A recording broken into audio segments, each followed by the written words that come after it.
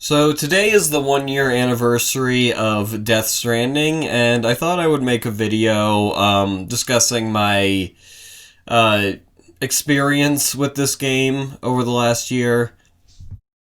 For those of you who don't know, Death Stranding was my most anticipated game for 3 years, and after it came out, I made a review of it and said that it was my game of the year for 2019.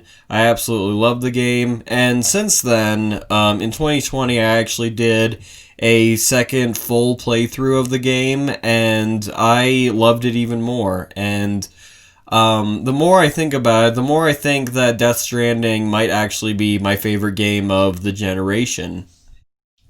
And I'm not oblivious to this game's reputation. I know that this has been an extremely divisive game. You either absolutely adore every aspect of the game and think that it's a 10 out of 10 masterpiece, or you think that it's a complete pile of garbage, a boring, pretentious mess.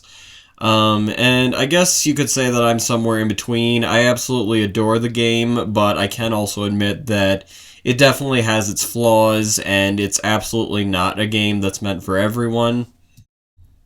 And that's absolutely not a bad thing. In fact, one of the things that I love most about Death Stranding is that it feels like it was a true passion project by Hideo Kojima, and it was never intended to be this super huge mega franchise with wide appeal that, every single demographic would adore.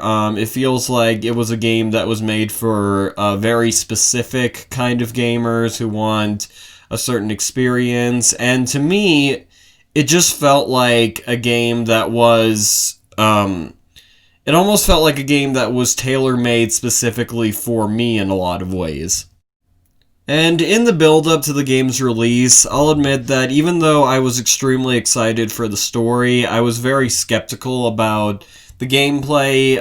At times, the trailers made it seem like it was going to be a boring walking simulator, but when I actually got my hands on the game, I found myself getting extremely addicted to the gameplay loop.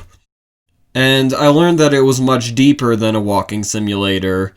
There's so many different mechanics. I think that Death Stranding easily has some of the best traversal mechanics I've ever experienced in a game. You're not just simply holding the left stick forward and walking. You have to constantly look out for dangerous terrain. The open world is designed in a way that you can't just breeze right through it. There's constantly obstacles that you have to overcome, and it's just so satisfying to figure out the best way to deliver cargo from one area to the next.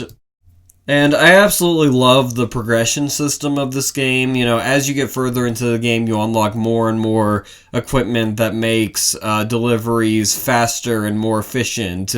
Like the zip line, for example. It's really fun to set up zipline networks and just, zip all over the place and get to your destination really quickly.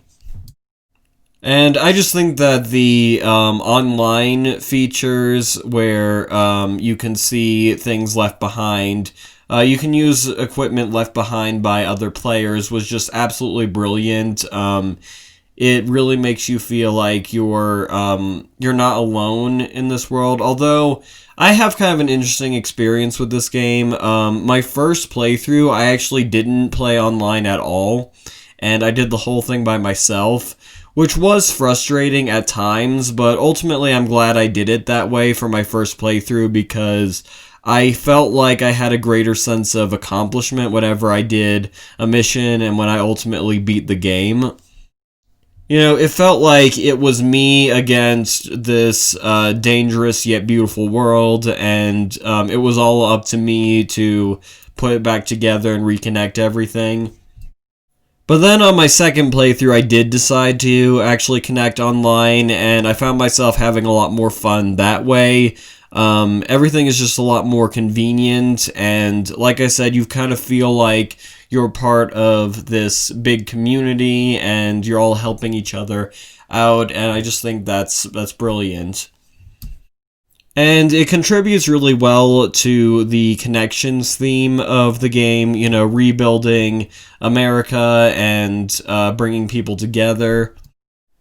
And, you know, I just think for me, Death Stranding came out at the perfect time in my life. I have depression, and last year I was just feeling extremely down. A lot of bad things happened in my personal life, and I kind of had a negative view of life, whereas Death Stranding has a surprisingly optimistic view about life and relationships. I think ultimately the game is it's trying to tell you that if you have people in your life, if you make an attempt to form connections, you will just have a better life. And that has made me really appreciate the people that I do have in my life, and I've found myself engaging with them more this year, even during this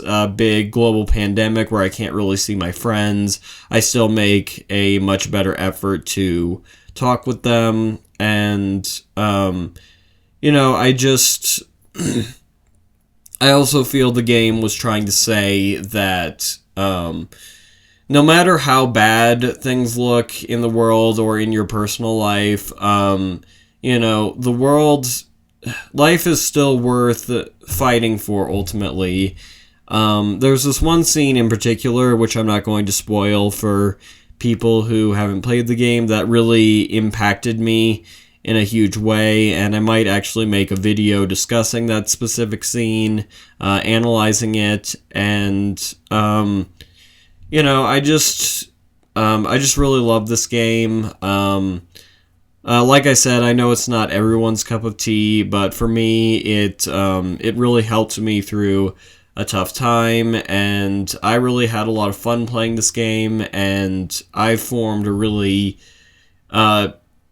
probably a deeper emotional connection with this game than I have with most other games I played in my life. And you know, there are a lot of games that have made me feel similarly, but Death Stranding, yeah, it just I don't know, I'm kind of at a loss for words to say. It's really hard to fully describe the impact that this game has had on me, and I know that this video is kind of sloppy. I didn't make a script for it. I just kind of wanted to make this video kind of vent a little bit, and I hope that you found it at least somewhat interesting. And I hope that if you're someone who maybe tried Death Stranding and didn't really like it, I hope at some point maybe you give it another chance and maybe it will have a bigger impact on you. And if you just straight up hate this game, that's totally fine. I don't really care. I still love the game, and yeah, that's pretty much all I really have to say. My next video will be talking about Mass Effect. Hope you guys enjoy that, and I'll see you in the next video.